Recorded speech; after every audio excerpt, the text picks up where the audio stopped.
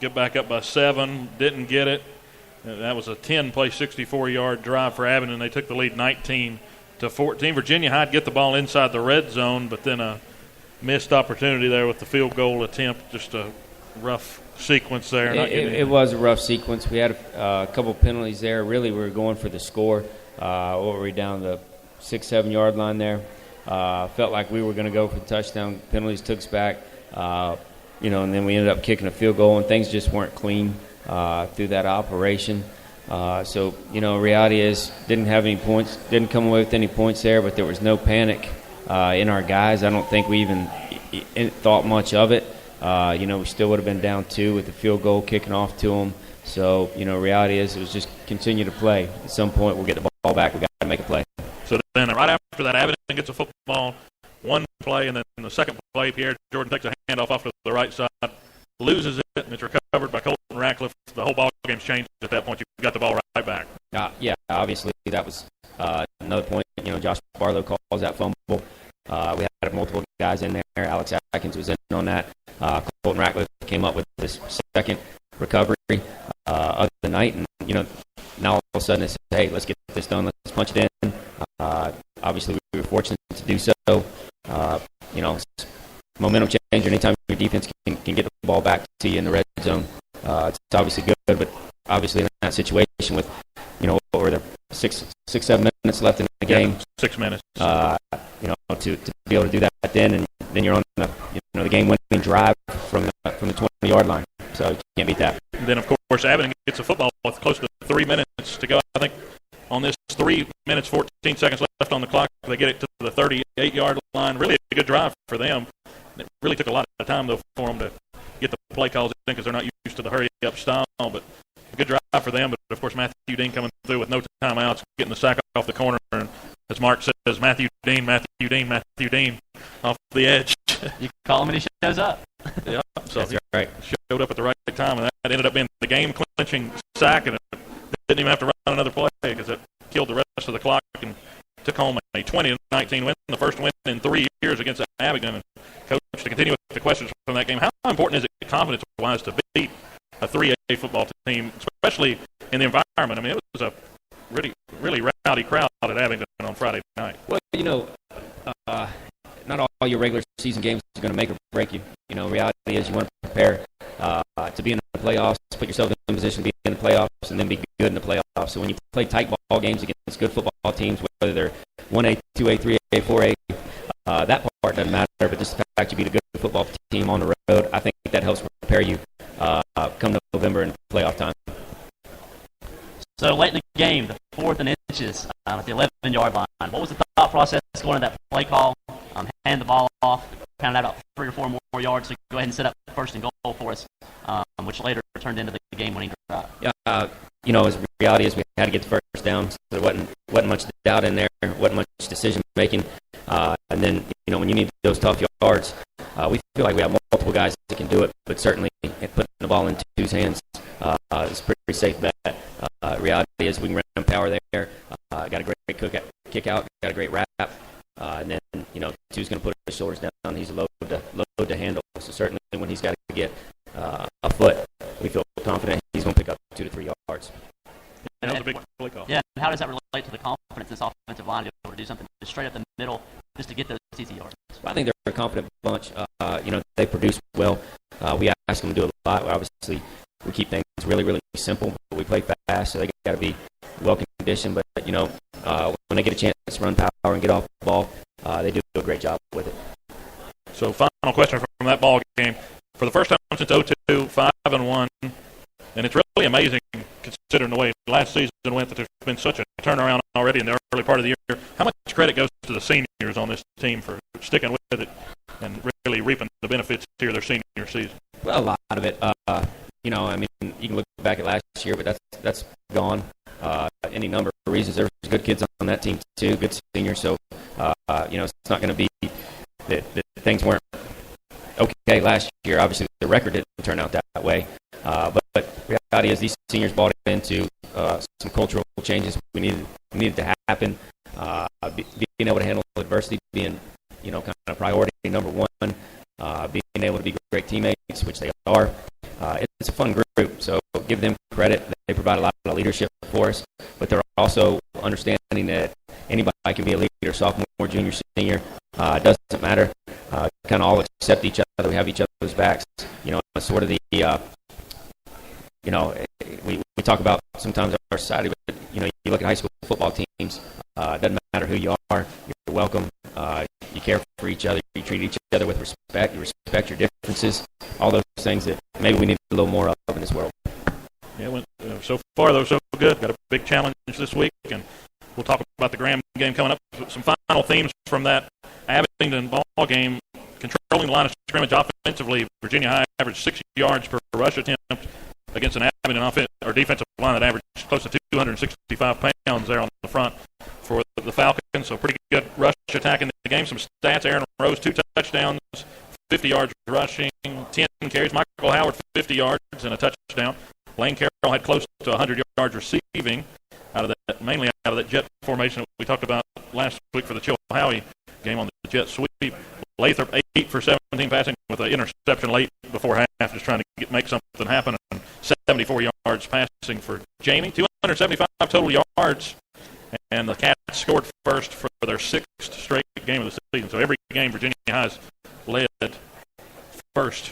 And 33 rush attempts for 201 yards. So everything pretty well balanced in the game. And it was overall just a good win. And we made you sum up how you felt at the end of the game. But what was it? I was talking about the adrenaline, The adrenaline. So what time did you get to bed that night? It was late. Late? I think I was up late, too. He posted the huddle about 2:30 in the morning, so he was up pretty late. He was up pretty late. So we're going to play some highlights from the Abingdon game. We'll be back with Coach Chris for a little preview of the Graham game coming up tomorrow night from Bluefield, Virginia. We'll be right back here on Bearcat Sports Chat. Good evening and welcome to Abingdon, Virginia, as the 4-1 Bearcats get set to show down with the 5-1 Abingdon Falcons. I'm Dylan Hutton, and with me my broadcast partner Mark Hart. The Cats looking to go 5-1 for the first time since 2002. Inside the 5-yard line, first and goal for the Cats on the right hash. They're working right to left across the field. They're close here. Got a wing back. That's Schaefer over off the left tackle. Now he's going to slide over to the right. Rose in the backfield. There's a snap. The handoff. He's up the middle. In. He dives. Head first. Touchdown Bearcats to get on the board to open the ball game. A powerful run by Aaron Rose. What a gash by this Virginia High offense. That's exactly how you want to start this game. 3rd down and 6. Big play coming. Ball's at the 40. They've got to get it inside the 35. You talked about getting behind schedule. That's exactly what this is here on this play. 2 wide receivers out to the right. They're going to hand it off. He's got the backfield fumble, and they're going to meet him there, and that's going to be a 3rd down stop for the Cats. And boy, was that what the doctor ordered. Busted play. Tried to hand it off around that right side, and he dropped the football. It's 4th down and 6, and here comes the punt team. The punters' heels are at the 47 on the other side. Colton Ratcliffe again. He blocks it, picks it up. He's at the 40. He's got a man to beat down to the 20, to the 10, down at the 5-yard line. First and goal Cats. And he blocks it. Colton Ratcliffe, another special teams play for him coming off the edge. 50 yards on the block to get it all the way back across the field. Wow, Colton Ratcliffe changing the game. Talk about what the doctor ordered, Dylan. Michael Howard in the backfield. Expect something here. Atkins in the backfield with Lathrop.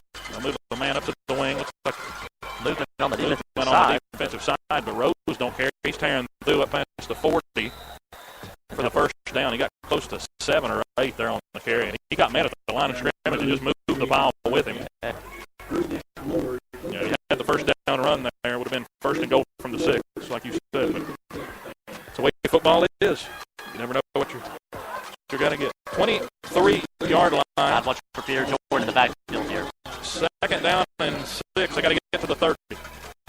6 minutes, 13 seconds to go. 19-14, Abingdon leading. There's a snap this time. It's Jordan off the right side. Fumble the football. And Colton Ratcliffe. And we got it. Colton Ratcliffe, number 7. And what about a night for him? He's recovered 2 fumbles, and he's blocked the punt. And it's recovered by the Bearcats, and they're going to have the ball in prime position at the 26-yard line, and they've got a chance to go ahead here with 6 6:04 to go. And the crowd coming alive here. This is a big play. 4th down and 1. Ball's on the 16-yard line, and they trail by 5 points as Abingdon is coming alive over here on this home sideline. It's getting rowdy. There's a snap. Shotgun. Forward. Aaron Rose got the first down to get through to the 11-yard line. 1st and 10. Cats. And what a play. When you need a few yards and you're in a crunch, call Aaron Rose. Number 2 gets through there for 4 or 5 yards. 5 yards. I'm not officially to the 11-yard line. There is no other running back I want that backfield other than Aaron Rose in a situation like that. And he found is that the one. See, could possibly get the first without getting the touchdown. There's the snap. This time Rose up the middle and in. Touchdown. Aaron Rose gives the Cats the lead with 3 minutes and 10 seconds on the clock. 4-yard touchdown run. Backs in the backfield snap. They're going to pass out to the wing. Good job. Bradley closing down. They tried to throw it into the flats. That was to Canada, but it goes for a loss of close to 3 back to the 20-yard line. Good one-on-one attack on the outside. Michael Bradley. So 10 seconds left. No timeouts for Abingdon. What do you do? You got to go for the first down, then you got to hope you can get up to spike it and kick the field goal. You're getting under pressure time here. Or you go 2 plays, go for broke. Under center, trailing by 1. There's the snap. Rolling off to the right side. Dean under pressure, and he got it! Ball game. Matthew Dean, his 2nd sack of the afternoon, and the Cats are going to walk it off. They are all over the place down on the field. The Cats hold off. 3A Abingdon, 20-19. Virginia gets the win as they're jumping all over the place at midfield. Bearcats win it. Wow, what a game. And you call his name and he shows up. Matthew Dean. Yeah, he came right through the sack to close out the game, and we seen him. He was able to do it several. I mean, he only had 1 sack coming into this game tonight. 2 sacks. They came at huge times, and he was all over the booth. Hey, and don't talk about it like it's something short. He was in the backfield a lot, causing a lot of disruptions, a lot of tackles for losses. Great game by him tonight. Big time win over 3A Abingdon. What a win for this program, Coach Chris. This is the kind of win right here that you can hang your hat on for the rest of the year. This is a team last year that Abingdon, they won 9 games. They went 9-2 the year before. They were in the state quarterfinals. And for Coach Chris and the Cats, a year removed from a 3-win season last year, to win this one against Abingdon at Abingdon, wow. You can't say enough. It's kind of in shock right now. That was probably one of the most exciting games that I've seen in a long time. Bearcat fans, following every Virginia high school home football game, visit Shoney's at Exit 5 for the world-famous breakfast bar. Serving until midnight, Shoney's is a proud sponsor of Bearcat Athletics. All right, welcome back to Bearcat Sports Chat. That's a lot of fun from last week. Got to hear Mark's Matthew Dean. It all turned out to be all right. The game-winning sack in that one. Of course, we got Matthew coming up to join us here after this segment, and Coach Christ with us still. Got Graham coming up this week as we move on to. We got to move away from that game as quick now. Right? How fitting is it right after the highlights to now move on to the Graham game? This is the farthest we're going to have to travel this year. 5-1 Graham. They're in the 2A in our district, Southwest District, and Graham 4-2 all time against Virginia High. But Virginia High has won the last 2 contests against Graham. The only loss this year for the G-Men, a 17-14 loss week 1 against their rival Bluefield, who they share the same stadium with. And actually Bluefield will be playing at home on Friday night. We're playing them, of course, tomorrow night there at McKinney Stadium. Head coach is Tony Palmer. He's in his 3rd season, 22-9 for those 3 years, counting this year's record. They're averaging 38 points per game, allowing 13. Spread offense, very similar to ours. Love to run the football. They run the ball 76% of their plays. Defensively, base really seems like 3-4. They've played a lot of option wing T-style teams, though. Stingy, only allow 3.9 yards per carry, and they give up 183 yards per game. So pretty stingy defense, Coach Chris, that you're going to be facing this week. But going back now, let's talk about preparation. A shorter week, you lose a day after a big win. How was the practice scheduled altered for this game on Thursday night? Essentially we looked at Monday as a Tuesday. You have your system, so you make small adjustments, but it wasn't anything that we thought obviously couldn't be done in a day. So we looked at Monday as a Tuesday,